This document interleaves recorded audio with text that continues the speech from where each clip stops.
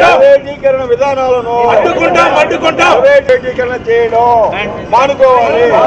వేలగించడం, వేల కోట్ల రూపాయల విలువైన నెల్లూరు తూడిపు అప్పగించడం, నెల్లూరు తూడిపు ఆస్తులను ప్రైవేట్ వ్యక్తులకు అప్పగించడం, వేల కోట్ల తూడిపు ఆస్తులను ప్రైవేట్ వ్యక్తులకు అప్పగించడం, నెల్లూరు తూడిపు రద్దు చేయడం, నెల్లూరు తూడిపోని రద్దు చేయడం, నెల్లూరు తూడిపో జిందాబాద్ జిందాబాద్ జిందాబాద్ జిందాబాద్ జిందాబాద్.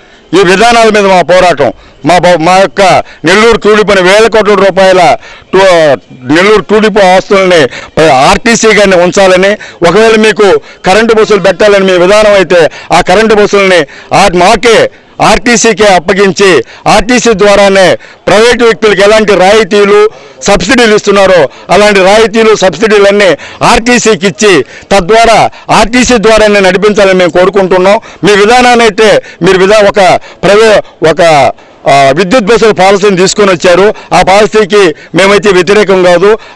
మాకు ఆ విద్యుత్ బస్సులని ఆర్టీసీ ద్వారా నిర్వహణ చేయాలా, ఆర్టీసీ ద్వారానే కొనుగోలు చేయించాలా, ఆ సబ్సిడీలన్నీ కూడా రాయితీలన్నీ కూడా ఆర్టీసీకి ఇవ్వాలని డిమాండ్ చేస్తున్నాం. మేము 86 రోజులుగా పోరాటం చేస్తున్నాం. ఒక్క ప్రభుత్వ అధికారి కూడా మా దగ్గరికి వచ్చి మాట్లాడినటువంటి పరిస్థితి లేదు.